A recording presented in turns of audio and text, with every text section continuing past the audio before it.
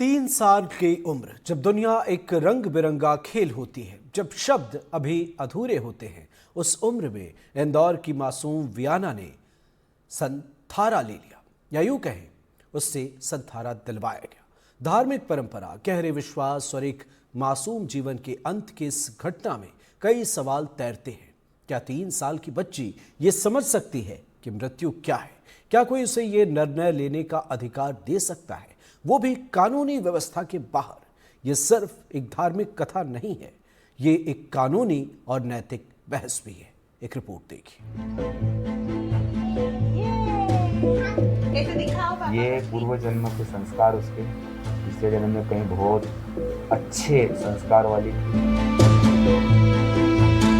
Vienna थोड़ा खुद भी धर्म में बहुत मानती थी। नवकार मंत्र, लोगस गिनना और लोगस सुनना और सभी धर्म के पचकान वगैरह वो करती रहती थी। इसे धर्म कहा गया, संस्कार कहा गया। ये कहा गया कि 3 साल की बच्ची को भी समझ थी संथारा की।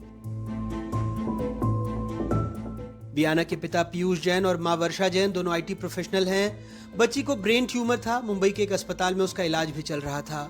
लेकिन जब उम्मीदें कमजोर पड़ी तो आध्यात्मिक रास्ते की ओर देखा गया। संथारा, जिसे आत्मशुद्धि और त्याग का मार्ग कहा जाता है, क्या वो 3 साल की मासूम के लिए भी उतना ही स्वैच्छिक था? गुरुदेव ने हमें बोला कि मुझे ऐसा लग रहा है कि इसका अंतिम समय है, हमें इसको संथारा पचका देना चाहिए। तो पहले तो हम लोग समझ नहीं पाए करवाना चाहिए नहीं करवाना चाहिए, पर गुरुदेव ने ही प्रेरणा दी, समझाया और फिर हम लोगों की आज्ञा ली और उन्होंने संथारा पचका दिया। और 10 मिनट के बाद ही उसका देवलोक गमन हो गया था संथारा पचकाने के। इसकी खबर तब सामने आई जब golden book of world records में इसे दर्ज किया गया सबसे कम उम्र में संथारा लेने वाली बालिका के रूप में।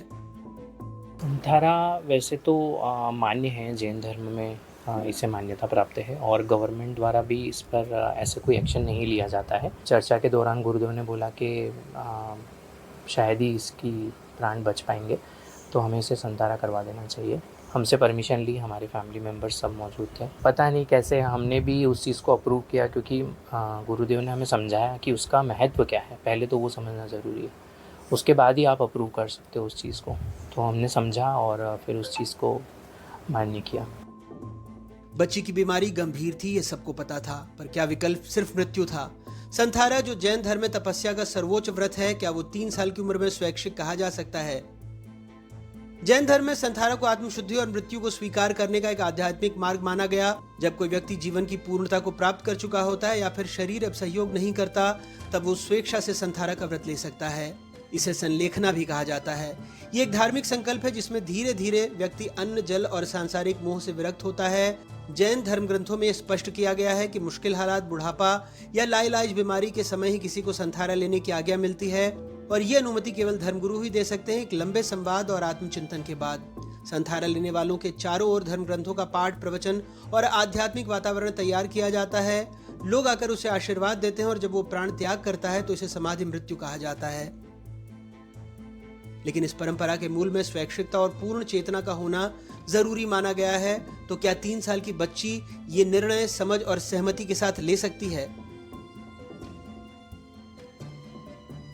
ये पूर्व जन्म के संस्कार उसके पिछले जन्म में कहीं बहुत अच्छे संस्कार वाली थी। उसको जैसे ही बोला कि तेरे को भगवान के पास जाना है और हम नियम करा रहे हैं, पचकान करा रहे हैं, तो तुरंत उसने हाथ जोड़ दिए। उसकी समझ 3 साल में भी हमें लगता है कि 50 साल 100 साल के व्यक्ति के बराबर थी। जिन्हें जीवन की पूरी तस्वीर देखनी थी, उनके लिए किसी और ने ये अंतिम चित्र बना दिया। क्या कानून की परिधि में ऐसा निर्णय उसके माता पिता के द्वारा लिया जा सकता है या नहीं लिया जा सकता है? यह प्रश्न अभी निर्धारित होना बाकी है। और अगर आप कानून के पैरामीटर्स को देखें तो किसी व्यक्ति के जीवन पर किसी दूसरे का अधिकार नहीं है, ये उसी का खुद का अधिकार है। भले ही वो उसके पेरेंट्स हों, उनके द्वारा उस व्यक्ति के जीवन के बारे में निर्णय नहीं लिया जा सकता। कानून कहता है इस मामले में और विमर्श की जरूरत है। उधर इंदौर पुलिस ने कहा उन्हें इस बारे में कोई जानकारी नहीं दी गई थी। नहीं, इस तरह की कोई भी जानकारी नहीं आई है। जैसा कि आपने बताया, जनवरी में इस तरह का कोई घटनाक्रम हुआ है तो इसमें थाने स्तर पर भी पूछा है, तो इस तरह की कोई भी जानकारी थाने या पुलिस डिपार्टमेंट को उनके द्वारा नहीं दी गई है। तो क्या ये मामला एक मासूम की चुप मौत भर है या कानून की चुप्पी में गूंजती है गलती?